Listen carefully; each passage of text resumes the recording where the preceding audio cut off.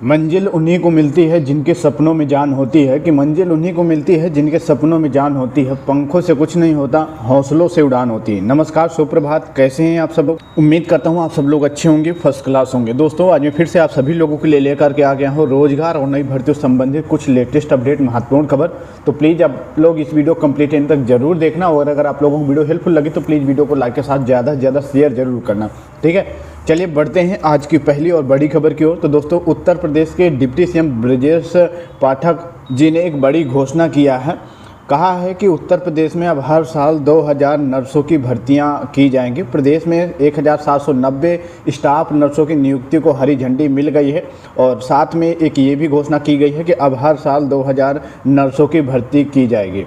यहाँ पे उप मुख्यमंत्री ब्रजेश पाठक जी के द्वारा पब्लिक के लिए स्टेटमेंट दी गई है और क्लियर कहा गया है। देखने वाली बात होगी अब ये भर्ती है वो कब से स्टार्ट होती है, कब से इनका नोटिफिकेशन वगैरह जारी होता है। चलिए बढ़ते हैं अगली खबर की ओर। अगली खबर है आपकी 10वीं और 12वीं के छात्र छात्राओं के लिए कि 10वीं और 12वीं की प्रैक्टिकल परीक्षा 2 जनवरी से शुरू हो जाएंगी। तो अगर आप उत्तर प्रदेश के 10वीं और 12वीं के छात्र हैं तो आपकी जो प्रैक्टिकल की डेट है वो डिसाइड हो गया है। 2 जनवरी से आपकी प्रैक्टिकल की डेट है वो आ जाएगा, और 2 जनवरी से आपके प्रैक्टिकल शुरू हो जाएंगे। स्कूलों को 14 फरवरी तक कराना होगा प्रैक्टिकल, प्रोजेक्ट और आंतरिक मूल्यांकन। बोर्ड पर्यवेक्षक करेंगे मूल्यांकन की निगरानी। परीक्षा के दिन अनुपस्थित रहने वाले छात्र का प्रैक्टिकल तय शेड्यूल में ही होगा। 30 छात्रों का समूह में कोविड प्रोटोकॉल के तहत स्कूलों को करानी होगी परीक्षा। तो आपकी प्रैक्टिकल जो डेट है वो डिसाइड हो गई है। अब आप लोग अच्छे से अपनी पढ़ाई करो। अगली खबर की ओर बढ़ते हैं। अगली खबर है आपके उत्तराखंड अधीनस्थ सेवा चयन आयोग की तरफ से, या कह सकते हैं कि उत्तराखंड लोक सेवा आयोग की तरफ से। उत्तराखंड लोक सेवा आयोग और उत्तराखंड अधीनस्थ सेवा चयन आयोग की तरफ से 2023 के 32 परीक्षाओं का जो कैलेंडर है वो जारी कर दिया है। खुद वहाँ के सीएम धामी की तरफ से इसका जो नोटिस है वो अपने ऑफिशियल अकाउंट में जारी किया है, पब्लिक किया है। यहाँ पे देख सकते हैं सारे जो परीक्षाओं के एग्ज़ाम डेट है वो आ गई, एक्सपेक्टेड कि कब किसका एग्ज़ाम होगा। तो अगर आप लोग उत्तराखंड के किसी भर्ती में पार्टिसिपेट करते हैं तो आप लोग एक बार अपना ये जो एग्ज़ाम कैलेंडर है वो देख लेना कि आपका जो एग्ज़ाम है वो कब होगा। अगली खबर की ओर बढ़ते हैं। अगली खबर है कि लोहिया की 28 को भर्ती परीक्षा टली। लोहिया संस्थान प्रशासन ने 28 दिसंबर को प्रस्तावित नर्सिंग भर्ती परीक्षा फिलहाल टाल दी है।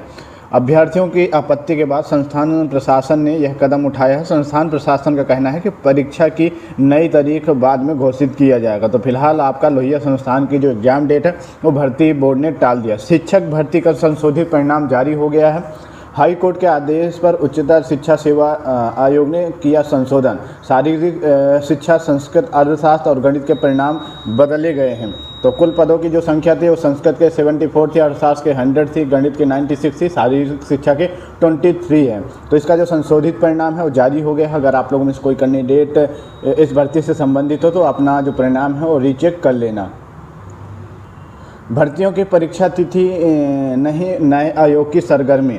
असिस्टेंट प्रोफेसर 1017 पदों पर आवेदन लेकर भूले हैं। अब इसका जो आवेदन है वो तो हो ही चुका है, लेकिन अब पता नहीं कब इसका एग्ज़ाम होगा, कब इसकी आगे की प्रक्रिया होगी, कुछ किसी को आइडिया नहीं है। उच्चतर शिक्षा सेवा आयोग ने जारी नहीं की परीक्षा तिथि। टीजीटी पीजीटी के 4163 पदों पर महीनों पहले लिए गए थे आवेदन। तो भर्ती बोर्ड पहली बात तो जल्दी से भर्ती विज्ञापन नहीं जारी करता है तो आवेदन ले लेता है, उसके बाद एग्ज़ाम को कुछ पता नहीं होता। एग्ज़ाम किसी तरह से हो भी जाता है, उत्तर प्रदेश के भर्ती बोर्ड करा भी लेते हैं, तो फिर आगे पता नहीं होता कि कब उनका रिजल्ट होगा या कब वो भर्ती फाइनल होगी। तो फिलहाल कुछ ऐसे ही सारे भर्ती बोर्डों का जो स्थिति है वो है।